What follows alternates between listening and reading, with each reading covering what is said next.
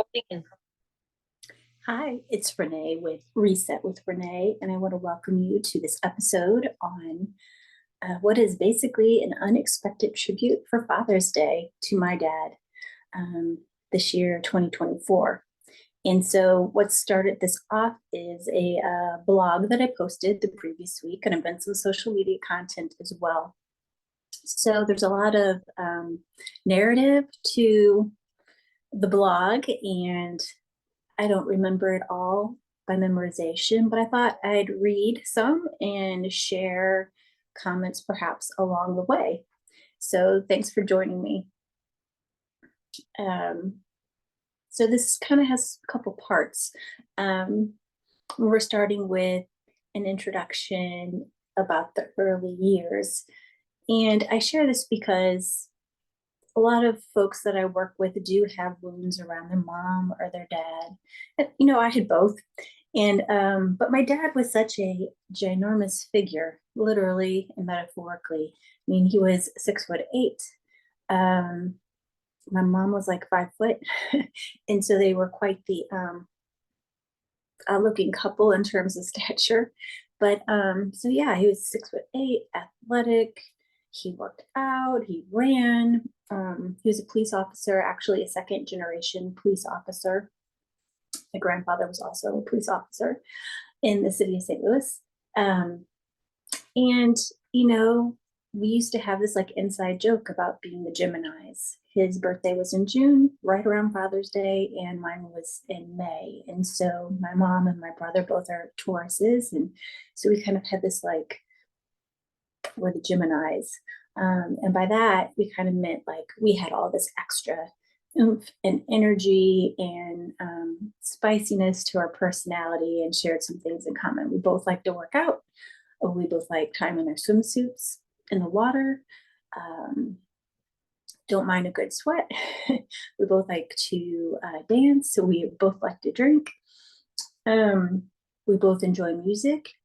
Things I didn't get into as much would be fishing, wearing a Speedo, and smoking. So my dad worked in the district. City of St. Louis had districts, District 1, District 2, District 3, and he was in District 2, which is where we lived in St. Louis Hills, South St. Louis City. And so everyone knew him. I mean, he was on the force, he was around, you can't miss him. and and when I was younger, I just thought that like he was the bee's knees, like everybody knew him, and he was so big and he was so tall, and he was charming. He had quite the personality. He could be very witty. Um, his family always had jokes or stories, long jokes to tell. His laugh was very infectious, just really quick witted. Um, so people really liked him. Uh, but you know what? Like during the elementary school years, and even sometimes before then, I knew that there was something off or not right about my parents' marriage, and I forget what year it was. Um, probably seventh grade, maybe eighth. Um, it was like during the Just Say No campaigns that were happening at school. We learned about alcoholism and drug addiction and what it would do to your brain, all that fun stuff that they taught us. Um, and, because my dad was a police officer, he did shift work. So sometimes he'd have a 7 a.m. to 3 p.m. shift. Sometimes it'd be 3 to 11, and rarely it'd be 11 to 7. So on one of the nights that he was not home for dinner, my brother and I kind of cautiously asked my mom, like, hey, we're learning about this. Do you think dad might be an alcoholic? And she was like, well, what do you all think? And we're like, and she's like, yeah. And so she shared with us then that she had been going to Al-Anon meetings, which is 12-step meetings for family and friends of loved ones who have alcohol addiction. And she's like, there's meetings for kids, and would you like to try it out? And we're like, yeah. So we went to a pre-Alateen meeting, St. Anthony's Hospital in South St. Louis County. We liked it. The people were friendly. It was a little weird. It's always weird to attend your first 12-step meeting, typically, is what I hear from people. Um, and so we felt pretty good about it. But, um, when my dad later found out that my mom took us to that meeting, I mean, that like caused such a ginormous rupture. He was, I don't know what he said or did. I just know that my mom was scared enough for her safety and for ours. And so I think it was the same night. We had already gone to bed. It was a school night. And I remember somebody, was either my mom or my grandma, like pulling me out of bed in the middle of the night and saying, "We got to go." And got in my grandma's car and we went to her house, which is his mother. And that was what we did for safety. And I remember talking to my grandma. She came in to check on me and I was crying. And she's like, "What are you crying for?" It's like, "I'm scared, I'm sad, I'm upset." So those are the kinds of things that happen in a family system with alcoholism. The three rules are, and dysfunctional families: don't talk, don't trust, don't feel. So I wasn't supposed to be talking about what was going on and how I was feeling. And so what transpired soon thereafter is my maternal grandfather flew from New Orleans to St. Louis to drive the three of us, my mom, my brother, and me, to their home. They lived outside of like a small town outside of New Orleans. And so we were there for a couple months. Like, my brother started a different, we were living with my grandparents out of state, going to school. My brother and I were sharing a room, we were sharing a bed. It was a lot of transitions. And I remember, writing my dad a letter and kind of like, I think with my mom's encouragement, like just saying how I felt. And I have the letter that he sent me back, and it was like one of those hurts that you just can't even articulate, especially as a young kid. Like, pretty much he just denied and shifted blame and focus, to my mom and other things. Couldn't take in my hurt or take responsibility for what was going on with him. So that was really, really, really, that probably hurt more than some of the other things that I was witness to, um, and that happened throughout the course of his life.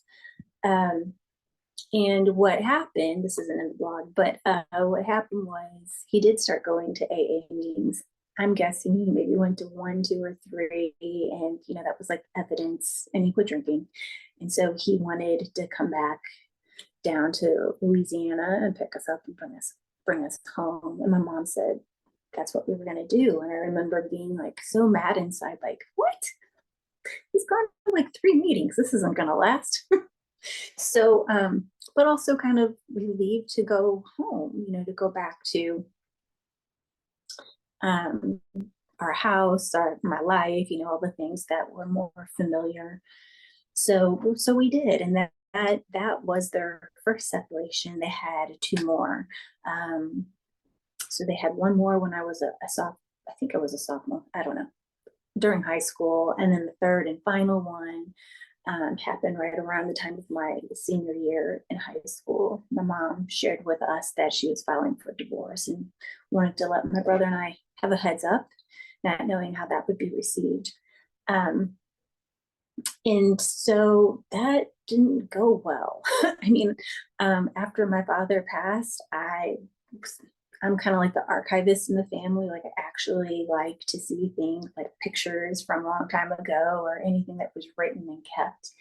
And so I have all of his notebooks and notes about their divorce. And so it was really interesting to look at it with an adult lens, like after I'd gone through my own divorce, and to see like what his mindset was. And,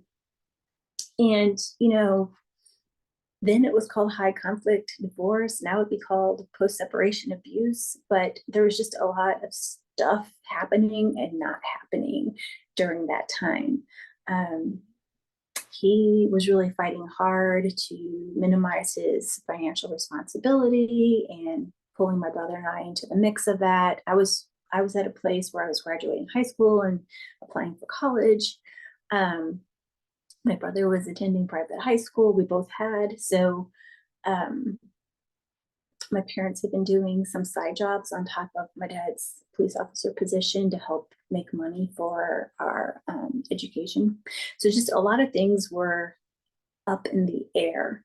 And after my dad, left our house as part of the divorce process and the final separation, he just got really increasingly bitter, angry, resentful. He wasn't available emotionally, he wasn't available physically. Um, he didn't really try to spend time with us.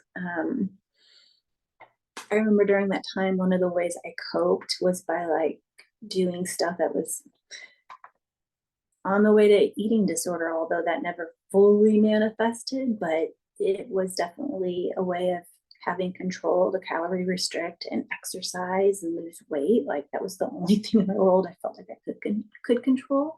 And ironically, that was the only thing that got anyone's attention, especially his. I remember seeing him.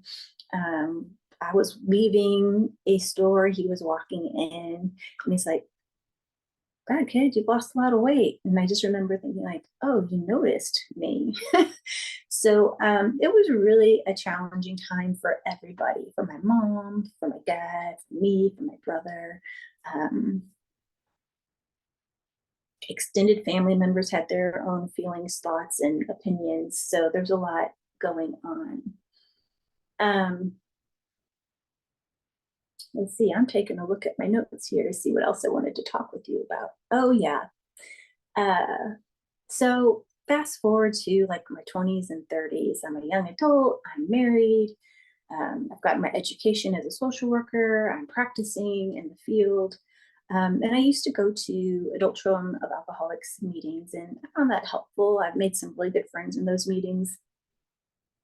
But I can share with you that I remember like sharing either in the group or more intimately one-on-one about um, some of the things that my dad was doing, some of the things he was saying.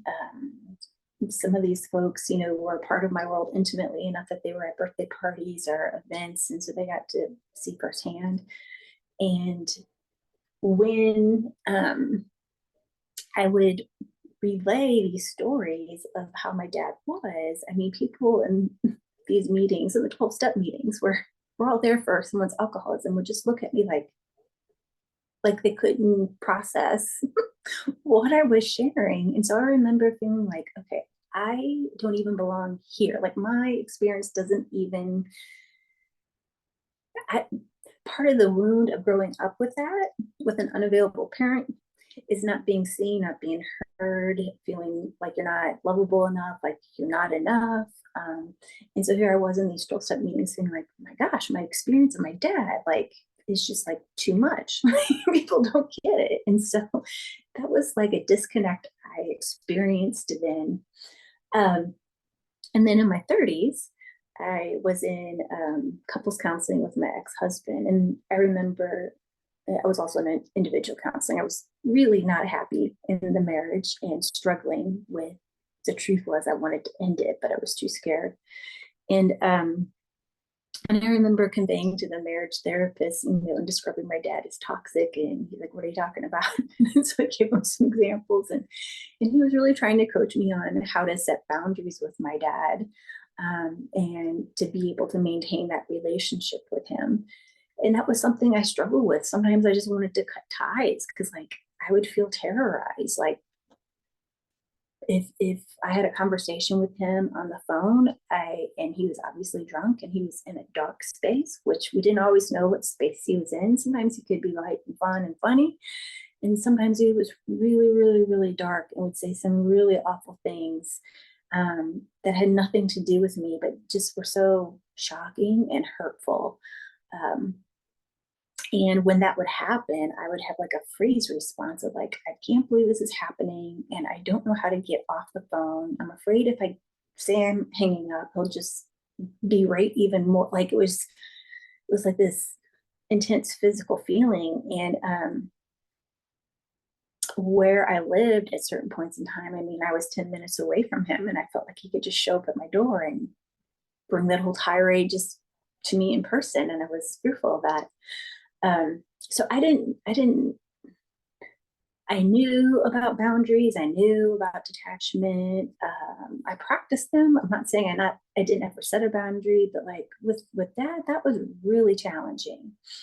Um, and so I didn't really understand what the marriage therapist was trying to get me to do. In hindsight, I think he was like wanting me to really differentiate, be empowered, and know that I was okay no matter what, and set that boundary with my dad from that space.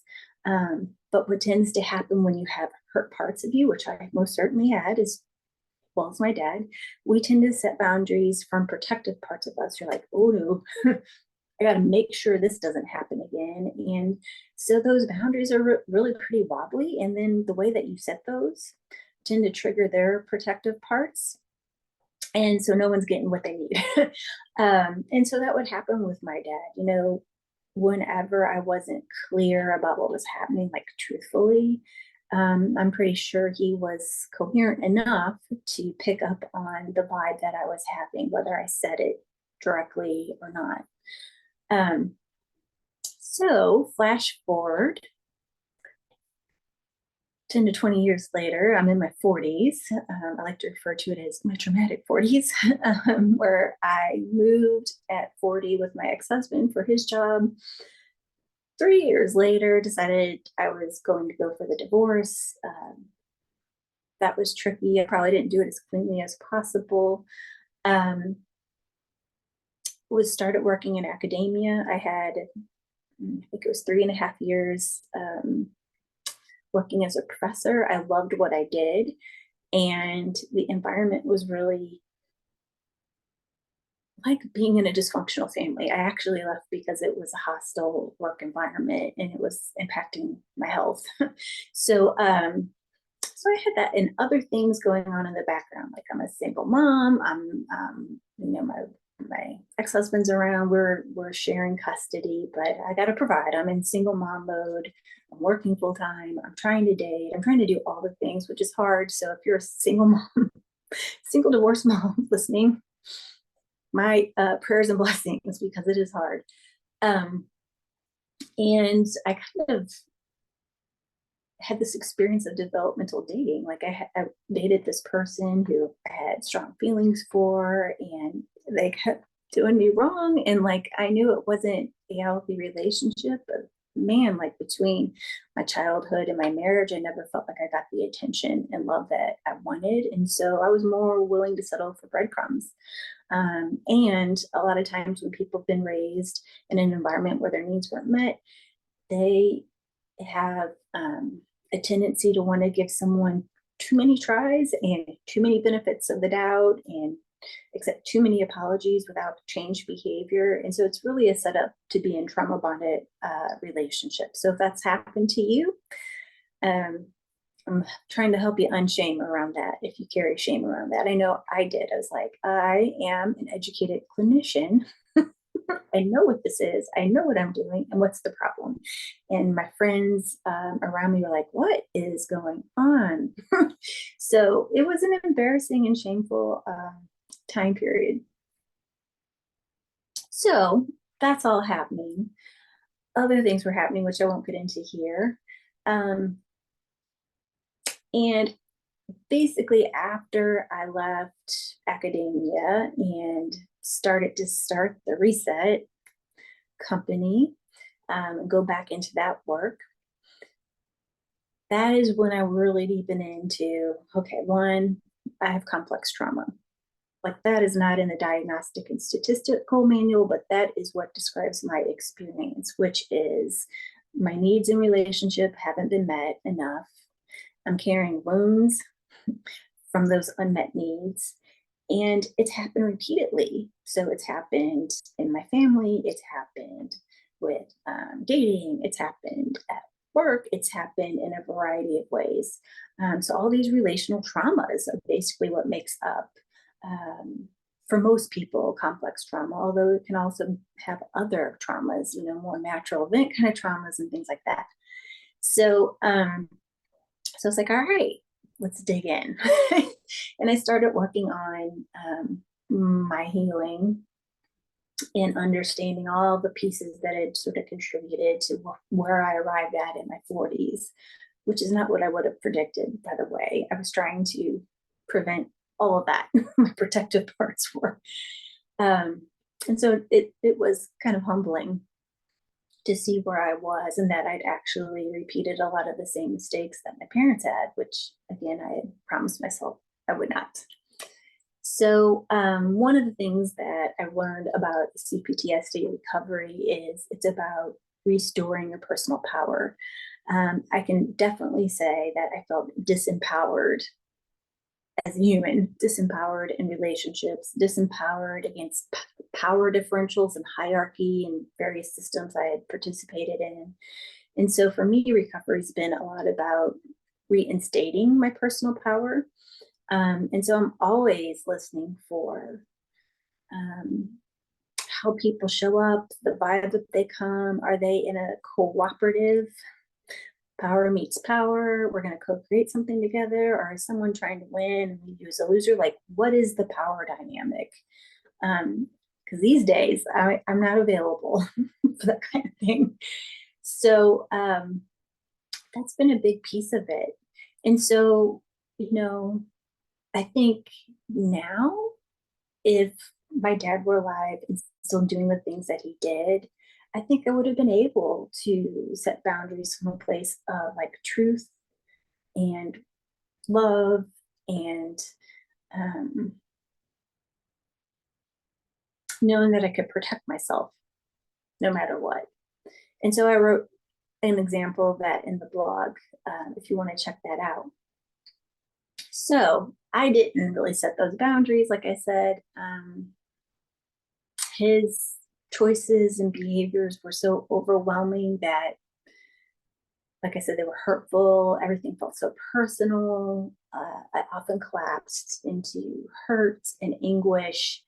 And I had learned over the course of time to just hold in my truth, whatever it was, keep a lid on it, and path of least resistance, the safest bet. And going along to get along, perhaps I'll get some of my needs for connection and attachment and love met.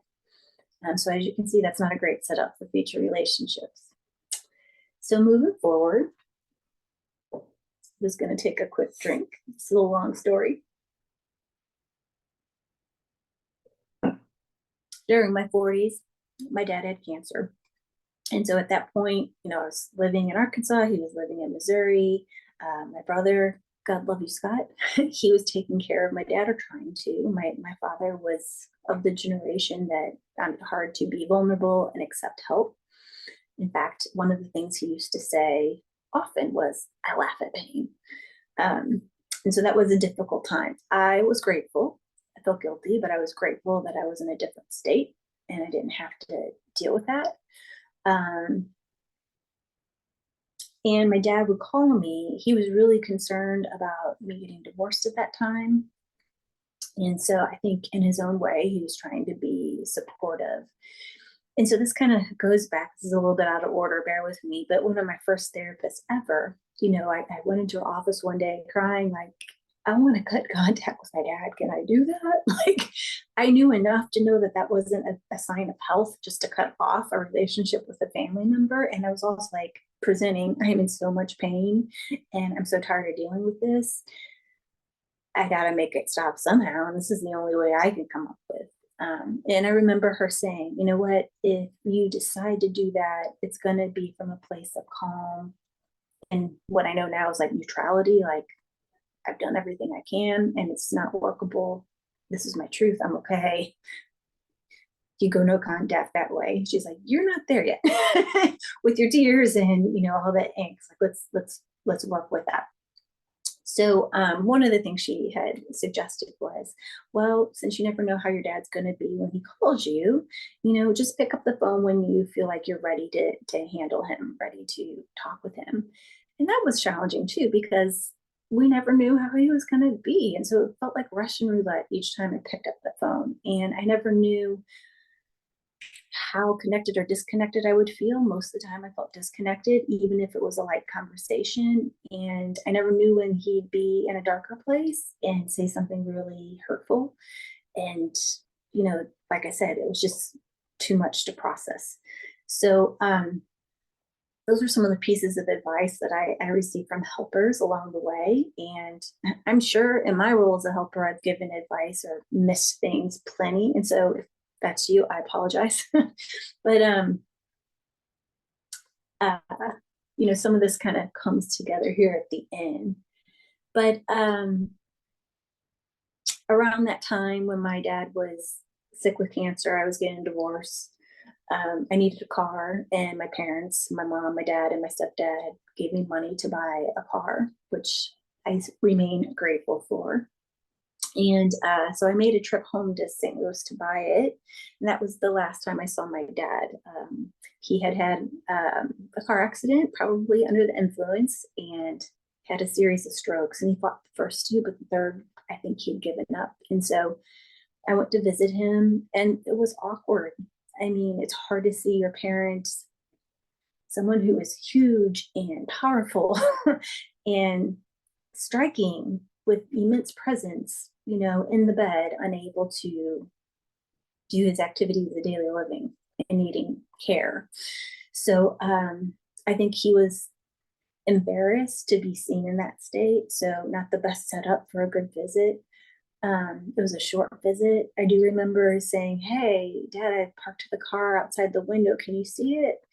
And his comment was, I think I said, "Yeah, thank you." And I think I shared that I got money from my mom and my stepdad so I could buy the car that I wanted. And he's like, "Oh, not enough again." And so I mean, the shame that the man had was impenetrable. Um, and so eventually he asked me, he's like, "Well, I think he said he was feeling tired, or he said something that indicated he was ready for me to leave." I'm like, "Okay." And so I walked over, gave him a kiss on the lips, just a little peck, and told him I loved him and left. And so I went back home to Arkansas, went back to work, and later that week, I think it was later that week, he was taken to the ER, and that's where he died. My brother was there. And so I had a lot of decisions to make that week, like to go home then or wait for the service. I had a little bit of leave.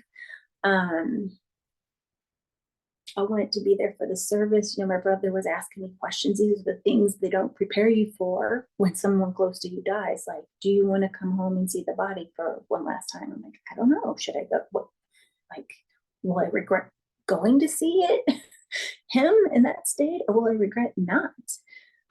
I ultimately decided not to. And my son and I went back for the service. And I remember feeling like uncertain and really uncomfortable about how the service would go, just the different family dynamics. Um, didn't know who would show up. There were people in my dad's world who weren't like our favorite. um, Lots of people loved him, and there were lots of people in the world, I'm sure, who has been on the receiving end of his dark energy. And so I just really didn't know what to expect. Like, all these people I didn't know what they're going to say.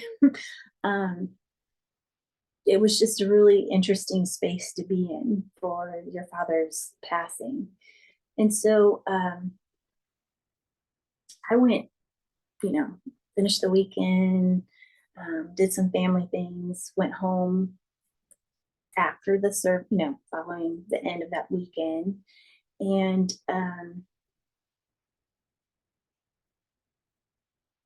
around that time, I think is when one of those relationship endings was happening. And like, okay, I'm gonna have to do some work. But one thing I did want to share, which was so touching, and this was like the kind of little seed planted for my healing journey to forgive my dad and to connect with him energetically, spiritually in a different way. When I went from Arkansas to St. Louis, I'm driving the car that he helped purchase for me to go to his service. I'm listening to music. And like I said, music was one of our things we connected on. So lots of songs were coming up that gave me good memories of him. And then this song came up that I'd never heard the music, wasn't familiar with the artist. And it happened to be Leon Russell, A Song for You.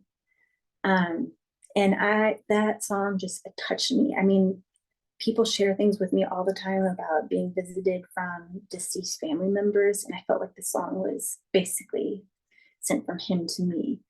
And so I encourage you to listen to the song if you'd like to hear the lyrics. Um, but one of the phrases in there is, I love you in a place where there's no space or time. And that is what recovering from the father wound has been like for me. It's like he's gone. He's not hurting me anymore. I had so much longing to connect with him. So many abandonment wounds, betrayals. I mean, there are a lot of things. I'm not going into detail here. Um, but it's like I finally felt taken care of and more protected by him in his death than I did in life. Um, for instance, having that car to drive after not having a safe vehicle to drive at the time of my divorce. Um, so, taking a look at my notes. So, yeah, so that seed was planted. One of my subsequent trips back to St. Louis to visit, my brother gave me my dad's ashes. I didn't know he was going to do that. It really kind of shocked me. I understand why he did, but I mean, no one prepares you for like, for me, it was a visceral reaction to like 6'8" of my dad into this urn. It was heavy. It's just like, oh, I wanted to throw up and discuss. So my son and I put the ashes in the car for the trip home to St. Louis, and it's like, okay, where do we put this? And so I put him in a place where I walk by him every day. And I'm like, he's physically more here than he had been before. So it's weird the way that felt. And like I shared with you earlier, you know, I had a lot of his remaining papers. My aunt had given me some genealogy information. So like every once in a while I'd sit down and go through that stuff and just kind of, you know, let feelings come up when I was home alone. And so again, that was kind of like another layer. And so when I left my last job and I was reeling from that secondary adult trauma and all the other traumas, like they're all kind of coming together. That's really when I like deepened into the CPTSD recovery. And so for CPTSD recovery, it's healing in time and space. It is multidimensional. So like you are doing parts work where you're connecting with the wounded younger parts of you. You are doing parts work where you are trying to unburden, and you are unburdening the protective parts of you. And then for other cycle breakers, okay, people who are like, I am breaking this generational trauma transmission, you have this period of like, ugh, I don't want this. I didn't want this. And to cycle break, I'm going to have to do the things I've been resisting doing for years.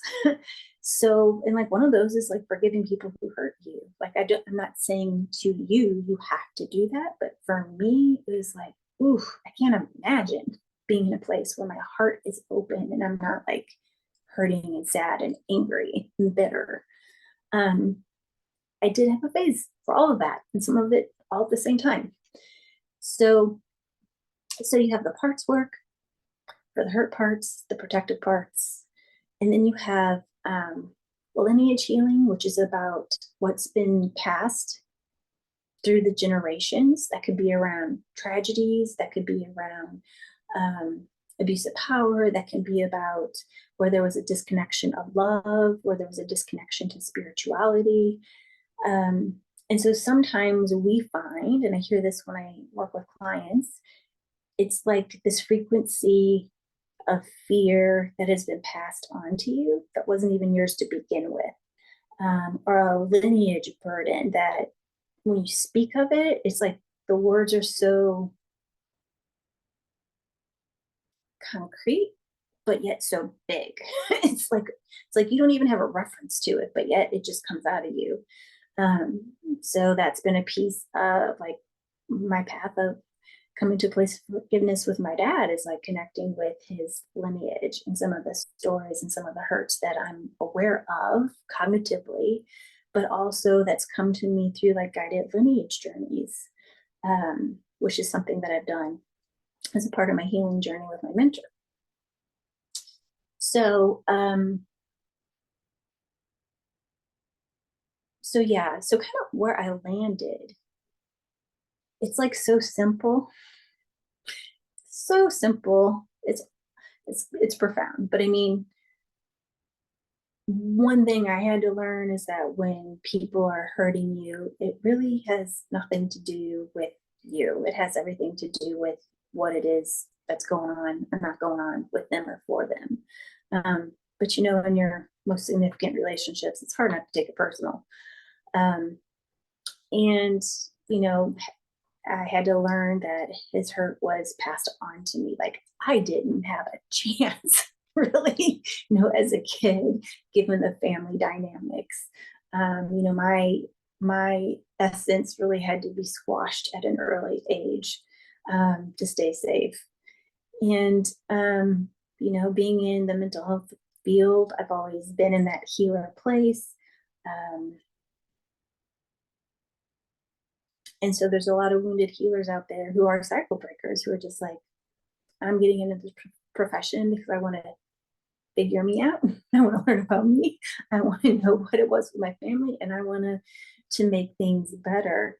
And so a lot of clients, and I did this, will come to me like wanting to fix things and figure it out. And that's just not the way that it happens. I mean, that's your protective parts guiding you, and that can be helpful, but it's not where the true healing is. And so this is where I landed. This is kind of the last part. And this is some of the wisdom I've picked up along my healing journey that I'd like to share with you. And that is this: Dad, this is the wisdom we didn't have. We are safe enough and whole enough. We can connect to our light, our essence, and radiate it. And I would add, without having to prove, perform, showcase, make it any kind of way, just like be yourself. We can own our story, all of it, all the messy parts, all the embarrassing parts, all the humiliating parts, as well as put down the struggle story. So in CPTSD healing, it really is, if you've been in victim role, finding your empowerment. If you've been powering over, getting in right relationship with power. So he was a power over individual from a place of victimhood, and I felt disempowered when I was with him. We can be vulnerable and strong. That is something my 6'8" dad, who said I laugh at pain, did not know how to do, to be vulnerable and strong. We can have humor and not weaponize it. I didn't like comedy for a while, like late night comedy, because it just so tracked with barbing cuts that I was used to from witty, dark energy. So that's a big one. We can champion the underdog and challenge the status quo in systems of power. A lot of that in his lineage that wasn't successful. We can speak truth in ways that call in what we want, inviting it in, and in a way that we don't corrode ourselves or others. So for a lot of disempowered people, whether they power over or feel victimized, they have an energy about them that is about burning bridges, destroying, I'll show you. And so that usually creates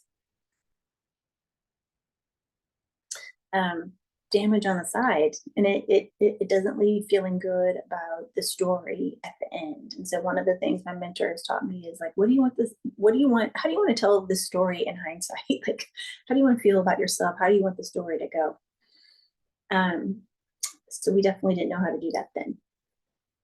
We can remember what was forgotten in terms of the gifts that we have and that our lineage has, and we can reconnect with the land, stories, medicine, and gifts of our ancestors. And so, like my dad, I mean, I'm a mix of different heritages from both lines, of course, but his side did have Irish, and I know that one of my ancestors was like one of 9 or 10 brothers that left during the famine in the late 1800s. And I don't know their specific stories, but I know that you don't immigrate to another country because life is great where you are. And I do know some of the story of Ireland during that time. And so, I mean, I can imagine, leaving your family behind, leaving what you know behind, going to another country, and then being not accepted, once you get there. And so I think a lot of those injuries had been passed down. It's safe to come home holding all of this in the embodiment of personal power. To me, that's like the crux of CPTSD recovery. So I ended it with, to my Gemini dad, I love you, forgive you, I'm sorry for you, for me, and all of us. I wish for you to rest in peace and visit me with a song.